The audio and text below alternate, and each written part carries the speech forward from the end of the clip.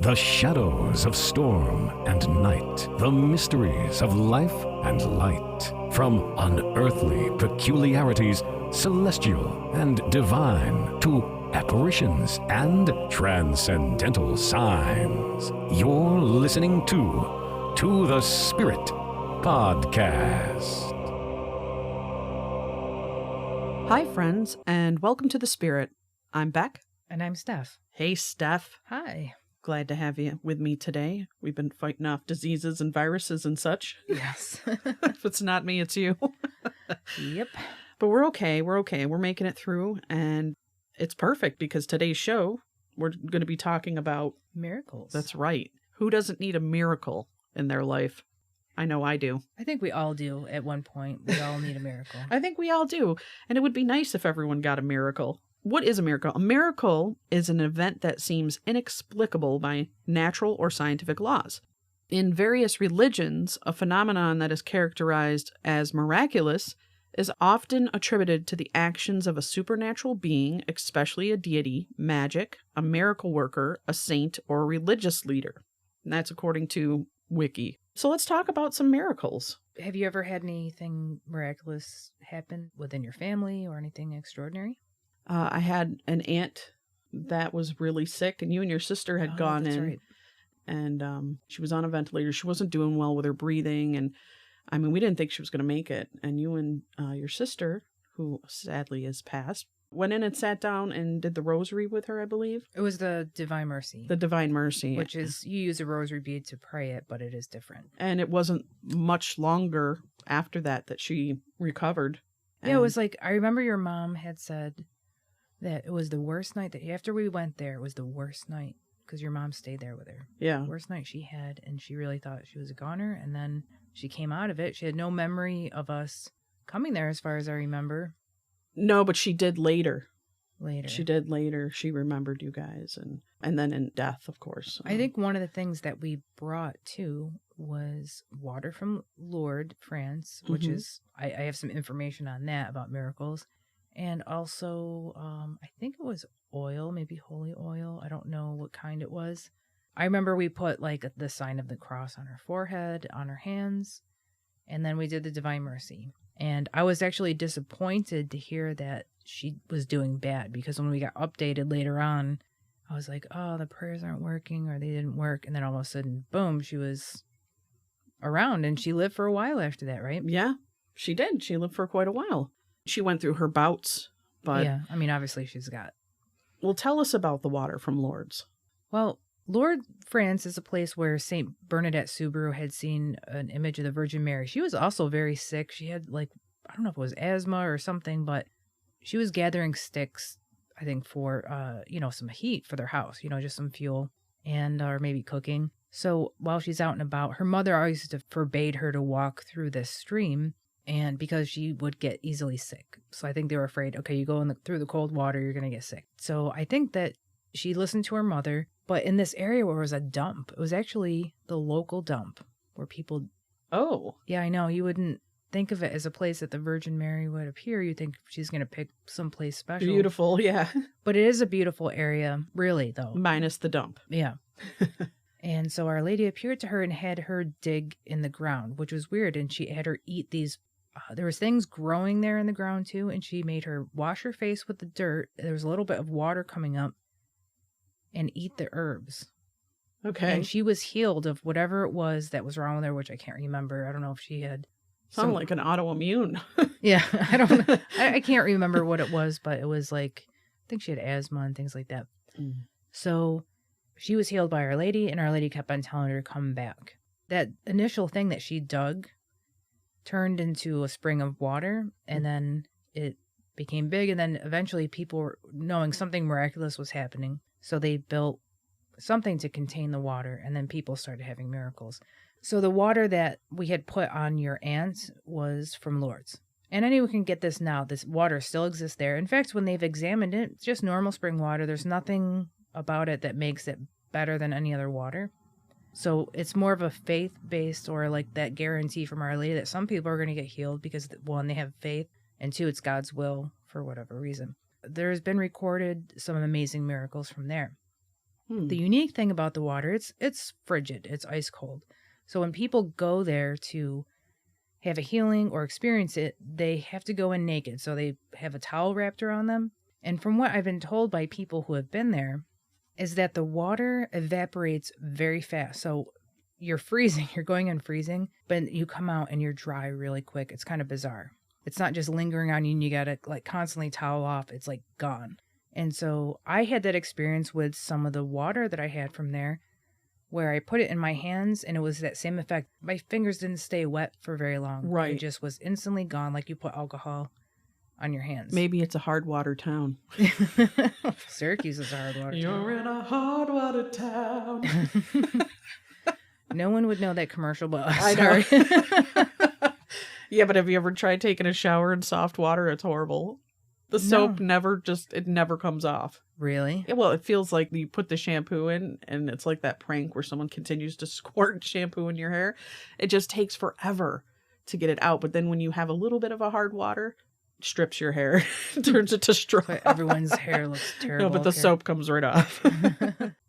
So the other thing that I can say is kind of like a miracle that happened to me was when you had brought me to a service. It was like It was a mass. It was a mass. And there was somebody special there. And we've spoken of her several times, Emma de Guzman. And, you know, I didn't know what to think. From my perspective, I showed up with some friends and the place was packed. I wrote about this in my book, actually, because it was something to remember.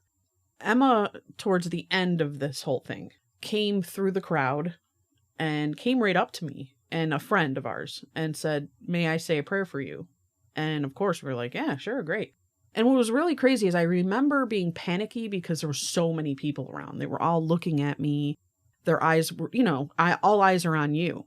And apparently people had driven from far away to come get healed by her or seen by her or prayed over by her. I had no idea what I was even seeing or dealing with.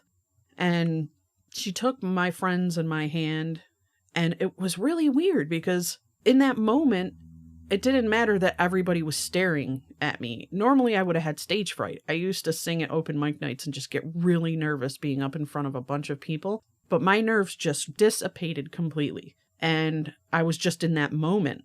And I bowed my head, and I remember feeling like, normally I would feel nervous. I think if it was a priest or something, I'd feel like, oh man. And I'd have actual internal thoughts happening during, like, this is bull crap. Like, that's what would happen. Like, what am I doing? What the hell? But I didn't have that. I actually just bowed my head, let her say her prayer. I didn't hear her praying. Everything just kind of went silent. But the one thing I remember was the smell. Like flowers from heaven. It was a smell I've never smelled before. And believe me, I have a hippie mom that has every essential oil under the sun. I've smelled perfumes and body fragrances and lotions, and nothing matched this smell. It was so beautiful. It was otherworldly beautiful. It's very intense and strong, too. I have to agree with Becky. You feel like it's going into your cells. Yeah, but you also feel like it's familiar. Right. But you cannot pinpoint it to anything. You can't. It feels very familiar, but you can't pinpoint it. And it's not so overwhelming that it affects your breathing, like if you're asthmatic or anything. It's like you want to smell it. Yeah, it's like, and it literally does feel like you're absorbing it into your cells. And that to me, right at that point, was like, what is happening? I don't care. The smell is amazing. So when she was done praying, we thanked her. And we headed straight out of the church because people started coming up to us because they were like, "Do you know we came here with my son who was very sick? We traveled for hours and you were so lucky." And we just kind of were like, "What? We don't know what's going on." But when we left the church, we got outside. People were coming up to us going, "You have sparkles all over you." And I didn't know what they meant, but then as I lifted my hands up and I lifted my arms and looked at them, I had sparkles almost like they were embedded in my skin. They didn't hurt. You could pick them off, but they were all over me. And when she says sparkles, it's like glitter, but they're different. They're not like chunky. They're like can be very delicate. Sometimes fine, but yet large enough. I don't know how to explain it. You can pick them up. You could use tape to tape them. Yeah. But like if you went to a party store and got glitter, but the thing is when would she have had a moment? Like everybody in there would have seen her blowing glitter on us. okay, so this was weird. And then they're saying it's on my face. You have glitter on your face. You have sparkles on your face. So I'm kind of trying to wipe my face, and I am seeing sparkles. I'm like, what the heck? At this point, I was more overloaded by everyone around me, and I was feeling like, I gotta get out of here. So my friend, who was a school teacher, said, jump in the car, we'll get out of here. And while we're in the car, she goes, my God, you smell amazing, Beck. You smell amazing. And I'm like, what are you talking about? Like, she came with me. She would have known I smelled amazing when we walked in there. Mm-hmm. And then she goes, oh my God, there's sparkles coming out on your face. As she was looking at me, there were sparkles that were appearing almost as if they were coming out of my skin from nowhere. I just said, no way, you're tripping. I pulled down the mirror, the fold up mirror in the passenger side. And I looked and I saw the sparkles on my cheeks. And I thought, this is really weird. This is really weird. Well, I got home and I remember I smelled it. I smelled myself. I smelled amazing. I smelled like the flowers of God. I went in because I started getting like, what did this lady do to me? Did she take oil and rub it into my hands? Was there some contraption that blew flowers and sparkles on me? I don't know.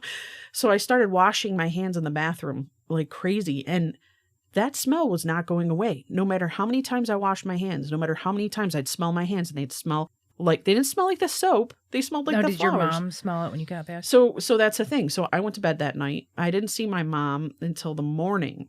I woke up with my mom sitting on the side of my bed. She was rubbing my back and she goes, can you wake up? What are you wearing? What kind of perfume is that? And I used to wear Bill Blast Nude. I still do. You can't find it anymore. And that always smelled great on me. But this was nothing like that. She wanted to know what fragrance I was wearing. And I said, I'm not wearing anything, Mom. I go, I had a blessing from this lady. She didn't believe me. She didn't believe me. She's like, okay. My mother was smelling my skin, my back, my shoulders, going, oh my God, you smell so good. If I could have bottled that scent, I'd be a millionaire right now. So to me, that was a miracle. It was so otherworldly in a human way that I had no explanation. I still to this day, I can't debunk it. I try to think about it in scientific terms. The fact that there was 400 people standing around me watching and they would have saw any trickery, there was none of that. So I don't know. I felt very special that I was able to have that happen. Mm-hmm. So I guess that's my miracle story, besides like near misses type of thing. Yeah, Like, I've had a lot of yeah. near misses. Now, what about you for miracles? Have you had any miracles? Well, I know this is going to sound weird and maybe not amazing to anyone, but I would say it was a really experience with Emma too, but it was more of the heart because I had a very hardened heart about things. I think when I was a teenager, just experiences. We had a lot of negative experiences within our family. I had issues with my dad. So to me, it was the realization that God loved me, but it was not just like, it, like you say it and you know it, but it was very felt deep within me, and the ability to love people without any problem. Mm-hmm. I always had a wall and didn't want to accept people or like them if they did something that hurt me. So it was an ability to forgive and to love. And I find that more transforming thing for your interior part. Now, of course, there's lots of things physically that I wish were better with me. I have a medical issue that, I'm always praying, asking God for a healing or maybe finding something that will help. And that hasn't really happened, but I've had, I think, some progress with it, just looking for natural things. But yeah, like Emma witnessed many, many different things, heard about a lot of people's healings through her. One that happened with her that really helped my dad, who was very skeptical about this whole thing. And we ended up bringing my sister Gabby, who's also my half-sister. My dad was married before. He had 4 kids with his first marriage, and he had 4 with my mom. So my half-sister Gabby came, and our oldest sister Jennifer, that was my dad's first child from the first marriage, she died at around like 23, 24 years old in 1984. I was kind of young at the time, but I remember she lived with us for a while she was sick. We actually prayed that she would live. We did this novena to Saint Therese, the Little Flower, and supposedly if your prayer's answered, you'll get a rose or some sort of flower. And when we were done with the novena, we were praying for a miracle for her. So out of nowhere, after the novena was over with, my grandfather, who had no idea we were doing this novena, he said, "You won't believe it." This was in December in Syracuse, which is pretty snowy and cold. He goes, "There's a rose growing in my rose garden. It's the only one." He goes, "I don't understand why." He just checked out back. It was beautiful. It wasn't a full bloom. It was closed, but just the fact that it could grow at all in those cold temperatures is really quite miraculous. So my parents looked at it as a sign. They picked it up at my grandfather's house. And then my parents had it in a vase for many, many years. And it lasted, not fresh, but it just perfectly kind of dried. And eventually it did fall apart. I don't know what happened to the rest of it. But what happened to us, though, is that we prayed for the miracle and nothing happened. My sister died. But later with Emma, so we bring our sister Gabby to this place that Becky was just talking about. It's called the Mother of Joy House of Prayer. And there was a big crowd there. I think it was one of the first times I was there. Emma is yelling out to like a crowd of a couple hundred people, "Who is Jennifer? Who is Jennifer?" And our friend Beverly, who was basically the head of the prayer, the prayer house there, was trying to yell out, "All right, anyone know Jennifer?" She's not thinking Jennifer is dead. She's literally looking for a person named Jennifer because that's what, Emma's saying, Jennifer. So it gets to my dad, and my dad's like, "I had a daughter named Jennifer, but she died a long time ago." All of a sudden, Emma knew, and she goes, "Okay, come with me." Grabbed Gabby. I couldn't even get in there because the people saw that something was happening, and I got kind of blocked out. So what Gabby describes, she goes, all of a sudden, Emma is telling us something. Her face is collecting this fine gold glitter that was oozing off her face in kind of oily clumps, just plopping off of her face. And then that aroma was coming. That beautiful aroma. And then she said that because Emma's a mystic, she had heavenly experiences. And someone in our prayer group had died. His name was Robbie Hoffman. And she saw Robbie in heaven. And she saw how he got to heaven because he was in purgatory for a little while. And he had to go through purification before he got to heaven. So she saw this girl, Jennifer, greet him from purgatory, brought him to heaven. And so when Emma saw that, she says, "Who are you?" And she would just say, "I am Jennifer." And then another person had died in the prayer group. Jennifer brought him to heaven, said the same thing, "I am Jennifer." She says, "I didn't know who she was." And then my dad pulls out a picture of her from his wallet and shows it to her. And she's like, "That's her. That's Jennifer." And then everything got really intense. The smells, the glitter, it was almost like God was putting this huge miracle. Well, that was such a huge healing for my dad because I think after she died, it was like he kind of changed as a person. He just became unhappy in life. Yeah. And he took it out on a lot of us. Well, losing a child is hard. He shouldn't have taken it out on you guys. Yeah, but it was just more like his unhappiness. And it's funny, I think I'm turning more into my dad now with all the anxiety. We'll just try to control that. Yeah. But that was a huge healing. It was for my siblings also. And for us, it was like, wow, God really exists. He wants us to be happy. He wants us to forgive. He wants us to know that there's something to look forward to, and that changed my life. The soul goes on and that miracles happen. Yeah, it changed my life. And I'm glad we're talking about this because we talk about a lot of scary things. And I was telling Becky the other day, like, maybe we have to lift people up this time. We have to instead of talking about like shadow people and aliens kidnapping you. Yeah, let's liven it up a little bit with sometimes we need some goodness, Because it's there. I really believe it's there. And I think we don't see everybody's miracles. No one's really talking about it. But when you try to look them up, you find a lot of people's stories. And I've been to a lot of places in the world, a few churches where the crutches and the things that people left there because they were healed. Right. It's innumerable. I think many Christians have given up on believing in miracles too. And for them, the age of miracles belongs to the early church. That's true. The awe-inspiring events like Moses parting the Red Sea, the virgin birth, Jesus rising from the dead.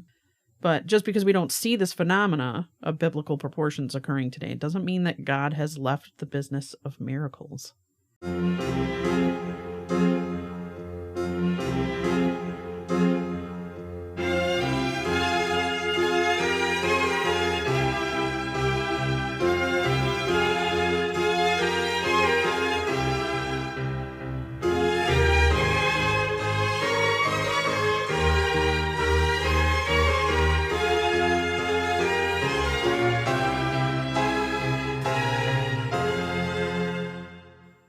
few miracles to share that we've dug up. This one's coming off BeliefNet.com.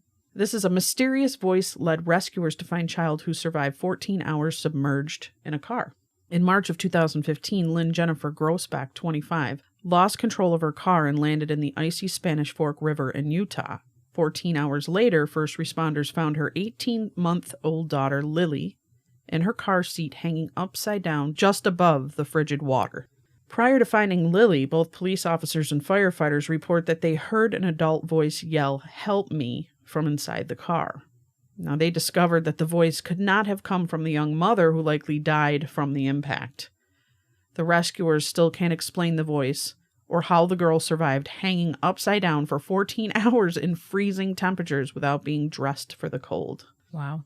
And the next one I have is a woman who came back to life after having no pulse for 45 minutes.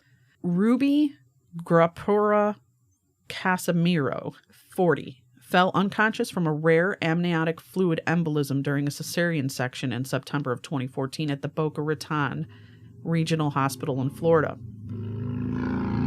Oh, the people have to hear that one. Yeah. Doctors tried to revive her for 3 hours. And after 45 minutes without a pulse, doctors decided to invite her family into the operating room to say their last goodbyes. Then what doctors are calling a miracle, which is, a big thing for a doctor to say, occurred. Her heart began beating on its own. Now, she revealed that during her experience, she felt herself floating along a tunnel and seeing spiritual beings, including her father, surrounded in light. What's even more incredible is that she suffered no brain damage and made a full recovery. Her baby girl is also healthy and happy. Wow. A boy who fell into an icy stream was resuscitated after nearly 2 hours of CPR. Gardell Martin, 22 months old, was playing with his siblings outside his parents' home in Mifflinburg. What's PN? Is it a Canadian province? I don't know. Guys, I'm sorry for that, but let's just say in Mifflinburg, PN. In March of 2015, he fell into a gushing creek with 34-degree water. Gardell was found a quarter of a mile away by a neighbor, unconscious without a pulse. Emergency personnel were called to the scene, immediately began performing CPR, which continued uninterrupted for 101 minutes, as they transported him via ambulance and a helicopter to the hospital. His body temperature upon arrival was 77 degrees, well below the normal temp of 98.6. After doctors gradually warmed the boy over 24 hours, he remarkably woke up without any apparent signs of neurological damage. I want to know, if you get taken by a helicopter to the hospital, do they send you a bill for that? Oh, I'm sure. Like $100,000? Like, I'm saved sure. your life. I'm sure, yeah. Well, I mean, if they saved your life, it's worth it. If you died, your parents are screwed. Oh, and then I know. I also wonder, some of these freezing ones, if it's like cryogenics in a way, like... I think sometimes it is, but there's some things that are definitely almost unexplainable. Right. So I will say, yes, I think it's true that, especially children, for some reason, like babies, they can survive cold temperatures. But I definitely think that there's a little bit of a miracle going on there. And, obviously I believe in God, so I always think he's in control anyway. So whatever, If it's meant to be, it will be. The power of community prayer sparked a healing miracle that doctors can't explain. The end of Grayson Kirby seemed inevitable when he was thrown from a demolition derby car at the Mid-Atlantic Power Festival in Ruckersville, Virginia in June of 2014. The accident left him in a coma. His lungs were crushed and nearly every other bone in his body was broken. His brain also suffered multiple strokes and hemorrhages, and his kidneys were failing. If he did wake up, he would likely, to put it bluntly, be a vegetable. But his family refused to give up and turned to prayer. Thousands of people in the community and beyond kept Kirby in their thoughts and prayers and wore red shirts designed to show support for the injured man.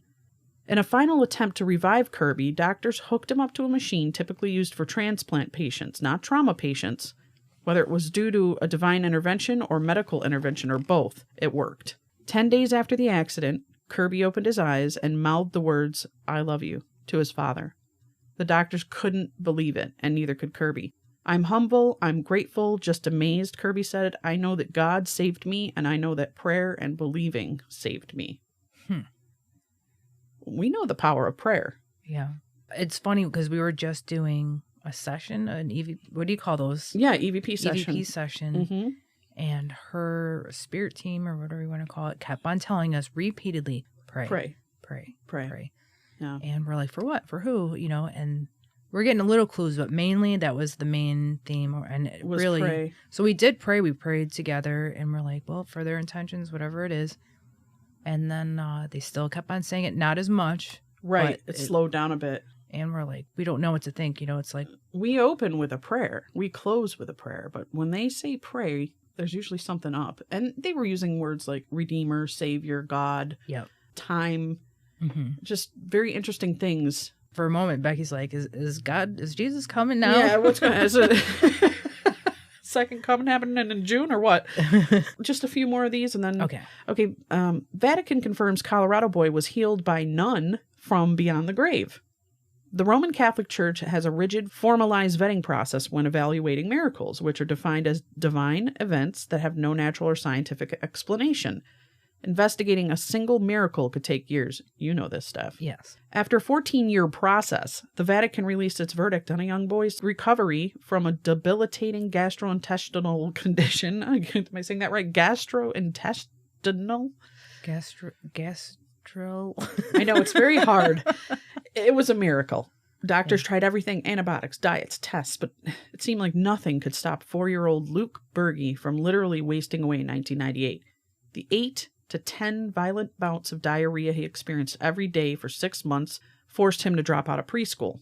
After doctors began to suspect cancer, the boy's mother, a devout Catholic, began looking outside of medicine for a cure. She asked nuns to pray for Luke. Sister Margaret Mary Priester and the late Sister Evangeline Spener. Do you know them, Steph? Yeah. You friends with them? They knew what to do. They asked the founder of their order, Mother Teresa Banzel, a German nun who lived 100 years ago, to intervene. The nuns prayed a novena, a 9-day vigil asking Banzel to heal Luke. As soon as their novena was complete, Luke woke up and his stomach no longer hurt him. The illness never returned. I knew immediately that it was a miracle, Mother Jan Berge said. Have you ever prayed to an ex-nun? Well, there's a lot of saints that were nuns, so yes. Okay. I prayed to Saint Teresa the Little Flower a lot. Okay. There's our local nun in Syracuse that became a saint, Mother Mary Ann Cope. There's 2 miracles that made her become a saint.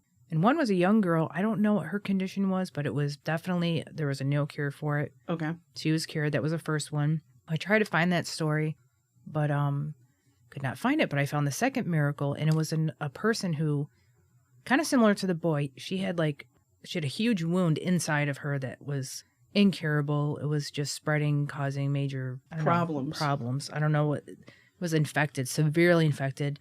Big, huge gaping wound that went right through her organ. I mean, it was just bad. Oh. And she had no chance of recovery. So they asked the nuns to pray to Mother Mary Ann Cope. And it's the local nuns here in Syracuse. And they did. And she was pretty much, I think, in hospice. But she started getting better and better and better and better. And it took 6 months. It wasn't like it was an instant thing. Right. But they didn't know what else to do. The doctors definitely said that's a miracle because there's no survival for a person who has that. So it was just, they were just waiting for her to die. Are there ever any non-religious miracles? Well, I'm going to guess that there are, because every culture always has a shaman or they have someone, because I think God sends them, they're gifted. I don't think everyone's necessarily, they're just regular. Like, I think even now there's people that are special that other people will seek out for help because they seem to be gifted with something. But do you think that they're in their own religion still? Like, a shaman is still kind of spiritual.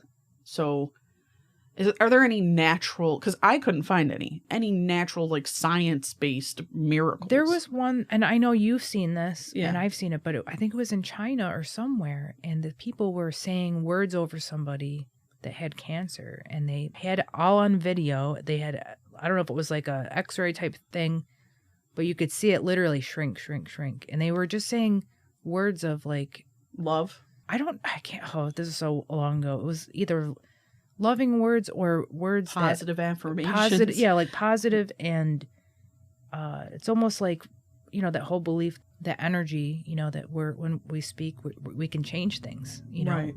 Our words are powerful. I think that's why prayer is powerful. So there was a video that I had seen with that, and they weren't Christian. They were just people who believed in the power of prayer and intention. Yeah. And Okay. I think also on the other end, there's people who believe in spells and witchcraft and all that. It's really the same thing. It's just, I think, your intention, Yeah, that's true. what your plans are. And I think a lot of them wish good on other people, which is a good thing. But anyone, I think, who wishes evil is just going to come back on you. Karma. I think that you're right. I think that's what's funny to me is that contradiction within different belief systems. And you're religious and I'm not, But the thing is you still have Altars. you still bow to an altar. You still have. Well, I think the terrible thing about religions, because they're also very horrible. Because there's people are in wars it and they everything. do bad things, Yeah. and that's across the board. But there's definitely good people in each one who have good hearts. To me, the idea that at least Christianity brings is, and maybe Judaism, is that God is love, and if anyone has experienced true love, not like selfish lust or anything like that, but true love that's like sacrificial, you really are blown away by that person's effect on you because of how loving they were. That to me is an image of God. That's God. That's how he feels towards every single person. Now, of course, I think with religion, you get people that are bad. We're all on a journey that we do bad things at certain times, really bad things. Yeah. Even when it's within a church. So it's very, very hard. It takes a lot of faith to believe in a church, I think, or any religion because of the faults of people. I agree. God shows man the power of marriage during life-threatening holdup. Now, we've all heard about married people that they live longer. But for one man, marriage literally saved his life. Donnie Register was working the cash register. For real? His name was Donnie Register, and he was working the cash register at his store located in the antique market in Jackson, Mississippi, when two men walked in and held him at gunpoint and demanded money. A shot was fired at Register's head as he threw up his hands. Remarkably, his wedding ring deflected the bullet. Wow. Pieces of the bullet lodged into his neck and fingers, but none of his injuries were fatal. Register, who had been married for 38 years, doesn't chalk it up to luck. He believes his marriage saved his life. I knew being married was a good thing, he said. I just didn't know it was that good. His wife gives God all the credit and says his story is a reminder that men should always wear their wedding rings. This one might be interesting, Steph. I'd love to get your feedback on this, but Okay. Pope Francis performs a rare blood miracle. Pope Francis is often called the Pope of Surprises. Could he also be the Pope of Miracles? Saint Gennaro, thank you, was martyred in AD 305. Today, say it again, Gennaro, yeah. serves as Naples' patron saint. During the 3 feast days for Saint Gennaro, celebrated each year, it is believed that enough prayer can liquefy a vial containing the saint's dried blood. At Mass, held on March 21st in 2015, Pope Francis was given the vial. When the Pope kissed the vial, the blood half liquefied. The cardinal called the scientifically inexplainable liquefaction a miracle. This was the first time the blood has been liquefied by a pope since 1848, when it did so in front of Pope Pius IX. So what do you think of that? Well, I've heard of this, and Okay. it's a huge event in Naples when this happens, and it's basically dried like a blood clot that they have in a vial, and it's sealed in glass, and it looks like kind of like the shape sort of an hourglass, but it's not. It's like that type of size, Right. like a big hourglass, but it's at the center. They take it out on the feast day, and when they kind of rock it back and forth and see if it starts to turn to liquid, it's a great sign, I guess. There's times that it hasn't, and they look at that as bad. And there was just a couple years ago, it didn't turn. It stayed solid. This is definitely a unexplainable thing. It's happened for many, many years, and it's the blood of San Gennaro. But there's a lot of people who've tried to make something to see if there was something at that. I don't know how many hundreds of years ago that happened, but they try to use the technology and the chemicals that they might have had hundreds of years ago and recreate something that could coagulate and then suddenly liquefy, and they were able to create it, and with the stuff that was available at the time. So it brought a lot of skepticism to people, but this has lasted for so long. Have they tested it for that length of time too? Could something last that long that was in that, the way that they made it? I think they would need more tests, but I sometimes think God can do things like this for people, and it could be a fakery, but I think one of the times that it didn't, I don't know if it was before World War II or whatever, but it didn't liquefy, and then Vesuvius erupted, and it was really bad. Wow. They kind of looked at it as it's like a bad omen if it doesn't liquefy. It's Okay. interesting if you want to look it up. So I was going to tell the people a miracle that happened in Lourdes, and this is the first documented miracle that happened in 1858 when Catherine I know some of these names are Latapier? like, we try our best and we apologize for the incorrect. Okay. When Catherine Latapier, I hope that's how you say it, felt a sudden urge to travel to Lourdes in search of healing, 2 years prior she had fallen from a tree and severely injured her right hand. The accident left 2 of her fingers entirely paralyzed. Latapier met Bernadette at the grotto and very simply washed her hand in the small spring that had formed. Instantaneously, the paralysis of her fingers was gone, and she could move them just as she could before her accident. Another cure related to restoration of vision is attributed to Blaisette Cazenave, a woman who suffered from chronic conjunctivitis and an infection that left her eyelids scaly and sore. Her condition was labeled incurable when she, at the age of 51, used the water at Lourdes as a lotion on her eyes. Immediately, the scales fell from her eyelids, and her vision was completely restored. Even the pain and inflammation she suffered was entirely gone. Do you believe that it really works? Should I be squirting this into my eyeballs? I have some or in my car. Should I be using them as eye drops or? The bottle that I have in my car sat in there for so long with the heat that at one point I noticed there was like an algae in there. Oh, then I wouldn't be putting that. Yeah, I into wouldn't my put it in eyes. your eye, but I did put it on your forehead, you know. But then I looked at it again recently and it was no more algae, so I don't know If it miraculously cured Yeah, itself. It miraculously cured itself. So this is Justin Bohart. Justin was only 2 years old when he was cured at Lourdes. From birth, he was considered a failure to thrive case, labeled hopeless by medical standards. Shortly before his parents brought him to Lourdes, he contracted tuberculosis and was dying from it. Carrying young Justin in her arms, his mother walked to the grotto out of desperation, knowing that she could be banished at the time, since in 1858 there was a period of time in which the public were banned from visiting the grotto, which I have no idea why. Oh, damn. I was They- going to ask you. I have no idea. I didn't even realize that Maybe happened. tuberculosis was so rampant that everyone could catch it from the water or something. This is going to sound a little conspiratorial, but there's a lot of Freemasons in that town at the time of a lot of the mayors and all the belonged to they couldn't stand. They were pretty much atheists. They could not stand that this was happening. Right. So that could have been because of that. Okay. Even so, and despite the outcries of people walking by, she prayed by the rock and then bathed Justin in the hollow recently dug by laborers. As she walked home carrying his limp body in her arms, she realized that Justin was still breathing and then slept peacefully through the night.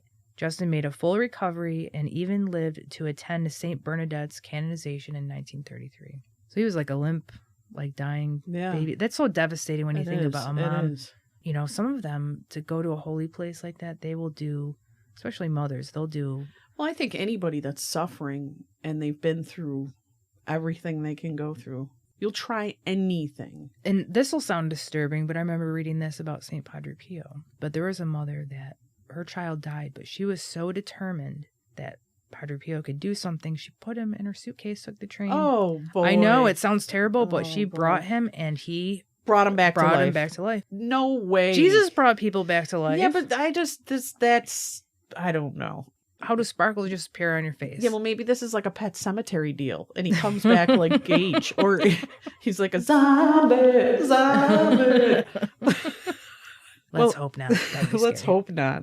I believe that miracles happen every day, and I think if you look around, Except for bringing What? people back to life. well, that's very extreme. If you want to get a hold of us, you know the drill. You can send us an email at tothespiritpod@gmail.com. We're on all the major platforms and up on YouTube. You can find us on Twitter. You can find us on Instagram. You can find us on Facebook.